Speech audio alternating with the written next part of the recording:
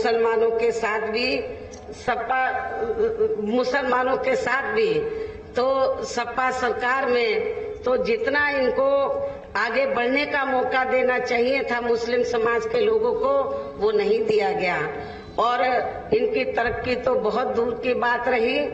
तो ये पूरे यूपी के मुस्लिम समाज के लोगों को ये मालूम है कि समाजवादी पार्टी के सत्ता से बाहर जाने के बाद और बीजेपी के सत्ता में आने के बाद यहाँ पूरे यूपी में सबसे ज्यादा समाजवादी पार्टी को मुसलमानों ने साथ दिया। सबसे ज्यादा समाजवादी पार्टी को मुस्लिम समाज ने साथ दिया, ये भी किसी से छिपा नहीं है। लेकिन हुआ क्या कि पूरे मुस्लिम समाज ने पूरे यूपी में समाजवादी पार्टी का साथ दिया, उनका हौसला बढ़ाया। लेकिन उसके बदले में मैं मुस्लिम भाइयों से पूछना चाहती हूँ, आपको क्या मिला?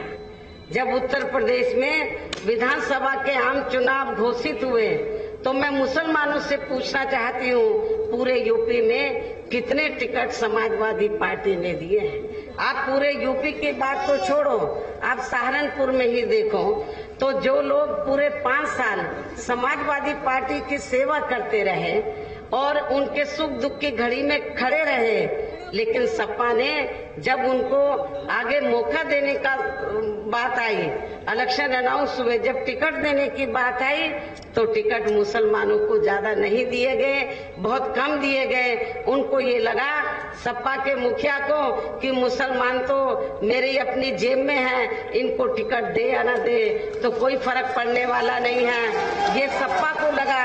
लेकिन मैं अपने मुस्लिम भाइयों को ये बताना चाहती हूँ, खास तौर से सहारनपुर मंडल के मुस्लिम भाइयों को, कि आप लोगों को आपके समाजवादी पार्टी के मुखिया को, सपा को ये बता देना है कि मुस्लिम समाज तो उनकी जेब में नहीं है, वो अपने अधिकारों के लिए सजग है और ये मुस्लिम समाज उसी पार्टी के साथ जाएगा जो पार्टी मुसलमानों के जान माल मजहब की हिफाजत करने के साथ साथ उनको जिंदगी के हर पहलू में आगे बढ़ने का मौका देती है, उनको राजनीति में भी आगे बढ़ने का मौका देती है। और ये मौका मुस्लिम भाइयों को, अन्य वर्गों के साथ साथ मुस्लिम भाइयों को तो बहुजन समाज पार्टी ने सत्ता के अंदर भी दिया है अपनी सरकार में।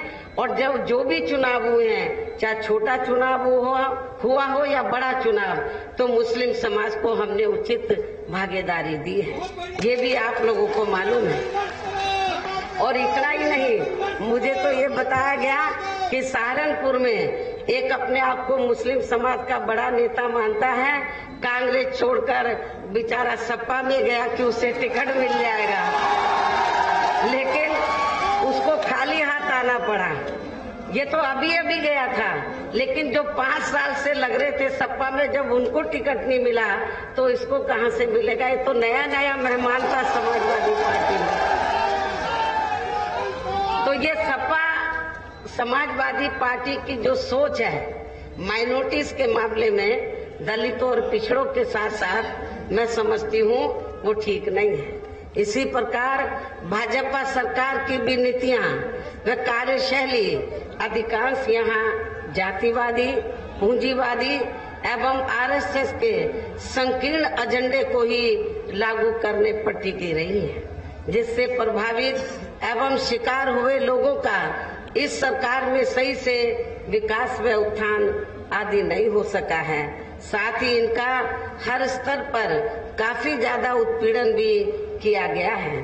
धर्म के नाम पर वर्तमान भाजपा सरकार में धर्म के नाम पर हमेशा यहाँ तनाव व नफरत आदि का वातावरण ही बना रहा है। प्रदेश में अपराध भी काफी ज्यादा बढ़े हैं, खासकर दलित, अकलियत व महिलाएं आदि भी इस सरकार में कतई भी सुरक्षित नहीं है। मुजफ्फरनगर के लोग भी अच्छी प्रकार से जानते हैं, सहारनपुर के लोग भी, शामली जिले के लोग भी। और मैं खास तौर से सहारनपुर जिले में जो दलित वर्ग के लोग हैं उनको ये बताना चाहती हूँ कि जैसे ही यूपी में भारतीय जनता पार्टी की सरकार बनी तो सबसे पहले यूपी में सहारनपुर जिले में दलितों का उत्पीड़न हुआ, बड़े पैमाने पर दलितों का उत्पीड़न हुआ। सब्बीरपुर कांड इस बात का जीता जागता उदाहरण है। सब्बीरपुर कांड भारतीय जनता पार्टी की सरकार में हुआ और आप लोगों को ये मालूम है इस कांड की आड़ में जो वर्षों से यहाँ क्षत्रिय और दलितों में भाईचारा था उसको खत्म करने का पूरा प्रयास किया गया। सब्बीरपुर कांड में लोगों दलितों को जानी माली नुकसान पहुंचाया गया। बीजेपी जैसे ही पावर में आई उनके दिमाग खराब हो गए और सबसे ज्यादा पहले हमला इन्होंने दलितों के ऊपर किया। सब्बीरपुर कांड जो है बड़े पैमाने पर लोगों को जानी माली नुकसान हुआ। उस समय मैं मेंबर पार्लियामेंट थी, राज्यसभा की सदस्य थी और मैं यहाँ सब्बीरपुर गांव में आई थी। मैंने लोगों की काफी खराब हालत देखी थी, किस तरीके से लोगों को प्रताड़ित किया गया था। और जब मैंने इस मामले को राज्यसभा में उठाया पार्लियामेंट में तो सरकार के लोगों ने मुझे बोलने नहीं दिया। सरकार के मंत्री सब खड़े हो गए। तो उसके बाद मैंने फैसला लिया कि जब मैं अपने लोगों की आवाज पार्लियामेंट में नहीं उठा सकती, मुझे बोलने नहीं दिया जाता, तो अब मैं पार्लियामेंट के बाहर अपने लोगों को जगाऊंगी, लोगों को तैयार करूंगी। और इसी मुद्दे पर मैं दलितों को बताना चाहती हूँ, उस समय मैंने राज्यसभा से भी इस्तीफा दिया था, केवल इसी मुद्दे पर। तो मैं दलितों को ये बताना चाहती हूँ कि जो दलित वर्ग के लोग, कुछ नेता लोग अपने स्वार्थ में बीजेपी में चले गए, क्या वो सब्बीरपुर कांड को भूल गए?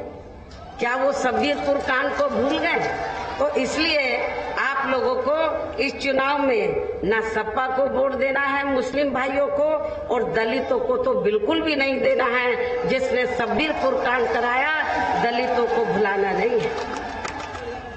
मैं आपको बता रही थी कि धर्म के नाम पर हमेशा वर्तमान भाजपा सरकार में जहाँ तनाव व नफरत आदि का वातावरण ही बना रहा, प्रदेश में अपराध भी काफी ज्यादा बढ़े, खासकर दलित, अकलियत व महिलाएं आदि भी इस सरकार में कतई भी सुरक्षित नहीं रही हैं। लेकिन मीडिया में इनके सही आंकड़ों को अधिकांश दबा दिया जाता है। इसके अलावा प्रदेश में गरीबों, मजदूरों, बेरोजगारों व अन्य मेहनतकश लोगों के साथ साथ दलितों, आदिवासियों, अन्य पिछड़े वर्गों, मुस्लिम एवं अन्य धार्मिक अल्पसंख्यक समाज के लोगों के हित व कल्याण के लिए वर्षों से जो भी यहाँ सरकारी योजनाएं चल रही थी, तो उनका भी उन्हें वर्तमान भाजपा सरकार में सही से पूरा लाभ नहीं मिल सका है।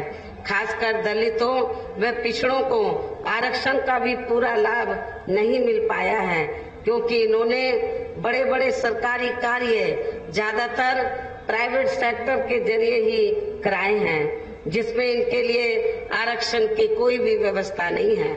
सरकारी नौकरियों में भी इनका आरक्षण का कोटा पूरा नहीं किया गया है। मुस्लिम व अन्य धार्मिक अल्पसंख्यक समाज के लोगों के साथ तो बीजेपी की सरकार में अधिकांश या पक्षपात वाला रवैया ही अपनाया गया है। इतना ही नहीं बल्कि इस बार बीजेपी की सरकार में अपर कास्ट समाज में से विशेषकर प्रबुद्ध वर्ग भी हर मामले में अपने आप को काफी ज्यादा उपेक्षित महसूस करता रहा है। इसके अलावा इनकी गलत आर्थिक नीतियों के कारण यहाँ गरीबी, बेरोजगारी व महंगाई आदि भी काफी ज्यादा बढ़ी है। खासकर चुनाव घोषित होने से पहले तो डीजल, पेट्रोल व रसोई गैस आदि की आए दिन बड़ी कीमतों ने भी जनता की काफी ज्यादा मुश्किलें बढ़ाई हैं। और ऐसा लगता है कि चुनाव खत्म होने के बाद पुनः इनकी कीमतें बढ़ा दी जाएंगी। इसके साथ साथ उत्तर प्रदेश सहित पूरे देश के किसान भी केंद्र सरकार की गलत नीतियों के कारण काफी ज्यादा दुखी व परेशान रहे हैं और अभी भी है। किसान तो अभी भी परेशान हैं। प्रदेश में बेरोजगार लोगों को रोजगार नहीं मिलने के कारण ही ज्यादातर इनको इस सरकार में भी पलायन करना पड़ा है। इस प्रकार से इन सभी विरोधी पार्टियों की रही सरकारों में शुरू से यहाँ यूपी की जनता काफी ज्यादा दुखी व परेशान रही है।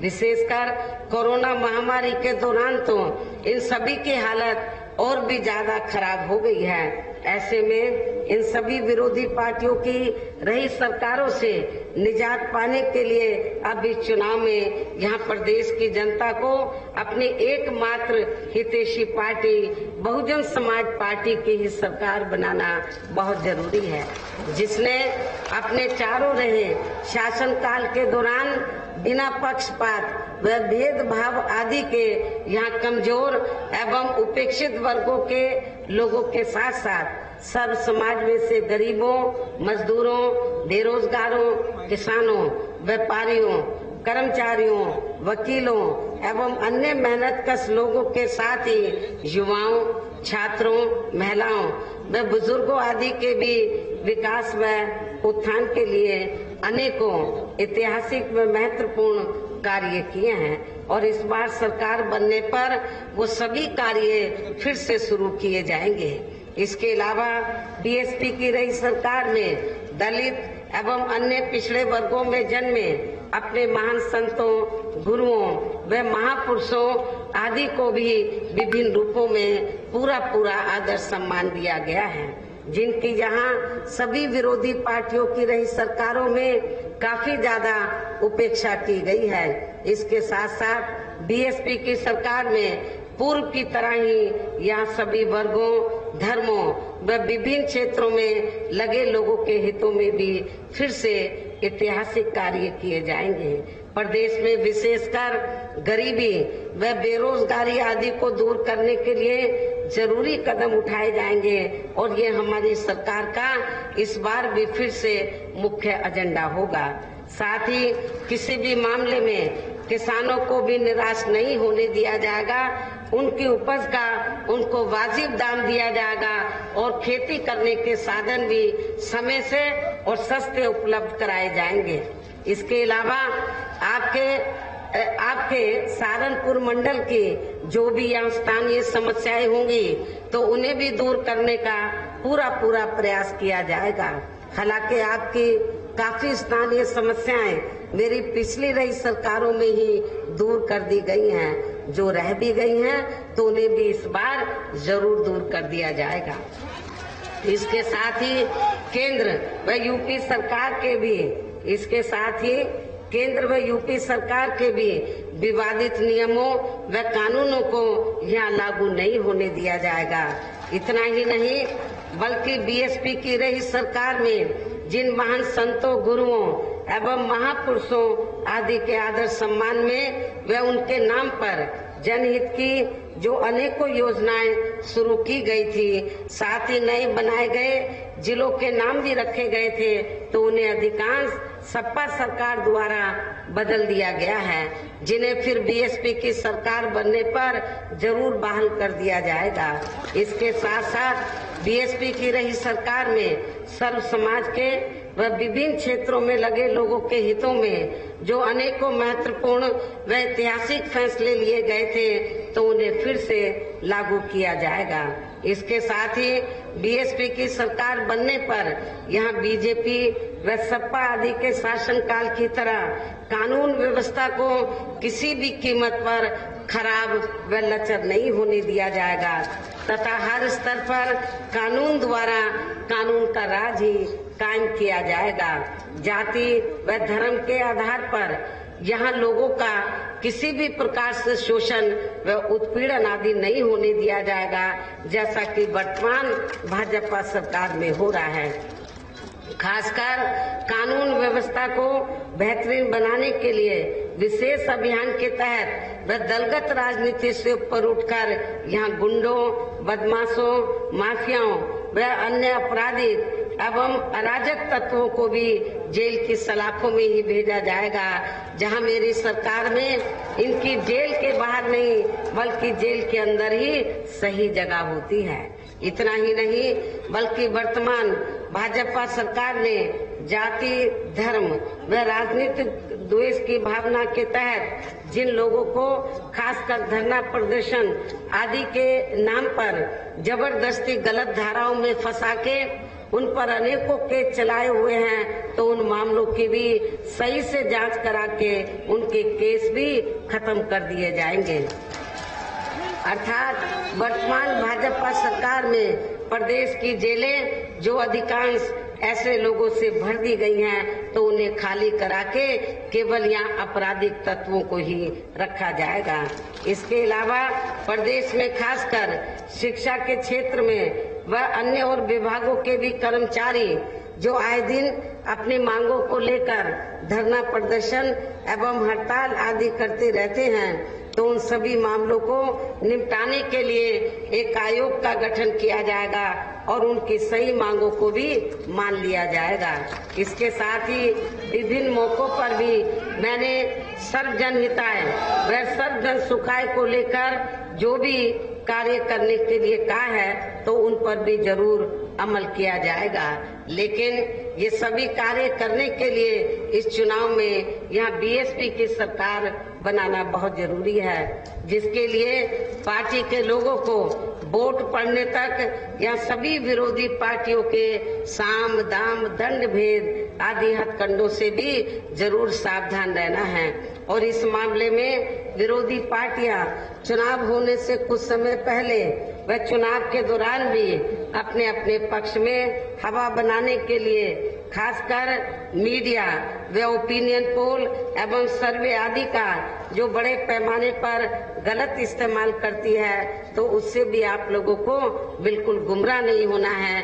जैसे सन 2007 के हुए विधानसभा चुनाव में उस समय मीडिया में जो बीएसपी को लेकर ओपिनियन पोल व सर्वे आदि दिखाए गए थे और बीएसपी को नंबर 3 पर दिखाया गया था, लेकिन जब रिजल्ट आया बीएसपी नंबर 1 पर आई और बीएसपी की पूर्ण बहुमत की सरकार बनी। तो इस बार भी आप लोगों को इनके ओपिनियन पोल और सर्वे आप लोगों को गलत साबित करने हैं, ऐसा मैं आप लोगों से दरखास्त करती हूँ। अपील भी करती हूँ कि अपने सरकार बनाकर इनके ओपिनियन पोल और सर्वे आपको फिर से गलत साबित करने होंगे।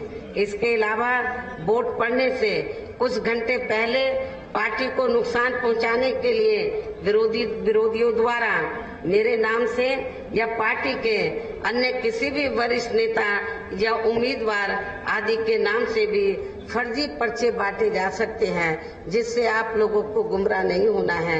ऐसे अनेकों और भी हथकंडे इस्तेमाल किए जा सकते हैं, उनसे भी आपको जरूर सावधान रहना है।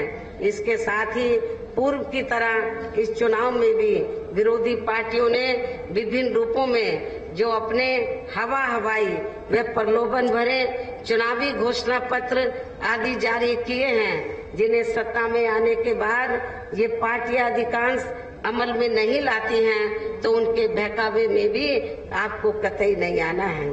जबकि इस मामले में बीएसपी किसी भी चुनाव में विरोधी पार्टियों की तरह अपना कोई भी चुनावी घोषणा पत्र आदि जारी नहीं करती है, क्योंकि बीएसपी कहने में बहुत कम बल्कि कार्य करके दिखाने में ही ज्यादा विश्वास रखती है। और ऐसा हमने यहाँ यूपी में अपनी चारों रही सरकारों में करके भी दिखाया है। इतना ही नहीं बल्कि हमारी पार्टी की चारों रही सरकारों ने प्रदेश में बिगड़ी हुई कानून व्यवस्था को सुधारने के साथ साथ प्रदेश के विकास व आम जनहित के लिए जो असंख्य अति महत्वपूर्ण कार्य किए हैं, वो अभी तक यहाँ किसी भी विरोधी पार्टी की सरकार ने नहीं किए हैं, बल्कि ज्यादातर उन्हीं कार्यों के नाम व स्वरूप आदि बदलकर अब विरोधी पार्टियों की सरकारें उन्हीं को ही भुनाने में लगी हैं। लेकिन उन कार्यों के प्रति इनकी नीयत व सोच सही नहीं होने के कारण उसमें भी ये पार्टियां ज्यादा सफल नहीं हो पा रही हैं। और अब मेरा यही कहना है कि आप लोगों को इस चुनाव में अपने हित व कल्याण के लिए या फिर से यूपी में बीएसपी की सर्व जनहिताय व सर्व जन सुखाय की नीतियों पर आधारित सरकार बनाना बहुत जरूरी है। और इसके लिए पार्टी के लोगों को वोट पड़ने वाले दिन कोरोना नियमों का भी पालन करते हुए सबसे पहले सुबह उठते ही व समय से अपने अपने पोलिंग बूथों पर अपना वोट डालने के लिए जरूर जाना है। इसके साथ ही आपका वोट अन्य कोई व्यक्ति ना डाल सके, इसका भी आप लोगों को खुद ही ध्यान रखना है। इसके साथ साथ अपनी पार्टी का कोई भी वोट पड़ने से ना रह जाए तो उसका भी पार्टी की हर पोलिंग बूथ की कमेटी को विशेष ध्यान रखना है। इन्हीं जरूरी बातों के साथ ही अब मेरी बीएसपी के लोगों से यही अपील है कि पार्टी ने यहाँ के सहारनपुर मंडल में जिन भी विधानसभा की सीटों पर अपने उम्मीदवारों को चुनाव के मैदान में उतारा है, जो यहाँ आपके बीच में इधर मंच पर मौजूद भी हैं, तो उन्हें आप लोगों को वोट वाले दिन अपनी पार्टी के हाथी चुनाव चिन्ह के सामने वाले बटन को दबा के जरूर जिताना है। भारी वोटों के अंतर से इनको जरूर कामयाब बनाना है और फिर से आपको यहाँ सन 2007 की तरह बीएसपी की अपनी पूर्ण बहुमत की सरकार जरूर बनाना है। तभी फिर प्रदेश में अमन चैन कायम होने के साथ साथ यहाँ सभी धर्मों व वर्गों के लोगों का भी सही से विकास व उत्थान आदि हो सकता है। साथ ही यहाँ अन्याय, अपराध, भय व भ्रष्टाचार मुक्त एवं विकास युक्त वातावरण भी पैदा हो सकता है और तभी फिर यहाँ परम पूज्य बाबा साहब डॉक्टर भीमराव अम्बेडकर एवं मान्यवर श्री कांशीराम जी आदि का भी सपना सही साकार हो सकता है। इस उम्मीद के साथ ही अब मेरा यही कहना है कि अब आप लोगों को हर पोलिंग बूथ को जिताना है और बीएसपी को सत्ता में लाना है। इस विश्वास के साथ ही अब मैं पुनः अपनी पार्टी के इन सभी उम्मीदवारों को जिताने की पुरजोर अपील करते हुए अपनी बात यहीं समाप्त करूं। लेकिन इससे पहले मैं आप लोगों से ये भी गुजारिश करती हूं, क्योंकि पिछले कई दिन से पश्चिमी यूपी में, क्या पूरे यूपी में मौसम बहुत ज्यादा खराब है, लेकिन खराब मौसम होने के बावजूद भी आप लोग यहाँ पर मुझे सुनने के लिए आए हैं, तो उसके लिए मैं आपकी बहुत बहुत आभारी हूँ। हालांकि पार्टी के वरिष्ठ लोगों ने मुझे ये कहा कि बहन जी मौसम बहुत ज्यादा खराब है, दलदल हो गया, जमीन पे हेलीकॉप्टर लैंड नहीं कर सकता, तो मैंने इनको बोला पुलिस लाइन में लैंड करा दो, वहाँ से मैं बाई रोड आ जाऊंगी। लेकिन प्रोग्राम में मैं जरूर आऊंगी। मैं अपने लोगों को निराश नहीं करना चाहती हूँ और मैं आप लोगों को ये बताना चाहती हूँ कि जो भी बातें मैंने आप लोगों के सामने कही हैं, उन सभी बातों को आप लोग हर विधानसभा में पोलिंग बूथ में के क्षेत्र में जा जाकर मेरी बातों को, इन सब बातों को आप लोगों को बताना है और बीएसपी के उम्मीदवारों को आप लोगों को भारी वोटों के अंतर से जिताना है। याद रखो, वोट वाले दिन हो सकता है कि मौसम बहुत ज्यादा खराब हो जाए, लेकिन मौसम से डरना नहीं, बल्कि आप लोगों को खराब मौसम में भी सुबह उठते ही सबसे पहले अपने अपने पोलिंग बूथों पर जाकर अपने उम्मीदवारों को वोट डालना है। हमारे पार्टी के जो उम्मीदवार यहाँ स्टेज पे खड़े हैं, इनको भारी वोटों के अंतर से जिताकर यूपी की असेंबली में जरूर भेजना है। इस उम्मीद के साथ ही अब मैं अपनी बात यही समाप्त करती हूँ। जय भीम, जय भारत। बहुजन समाज पार्टी जिंदाबाद, बहुजन समाज पार्टी जिंदाबाद, बहन कुमारी माइती जिंदाबाद, बहन कुमारी माइती जिंदाबाद।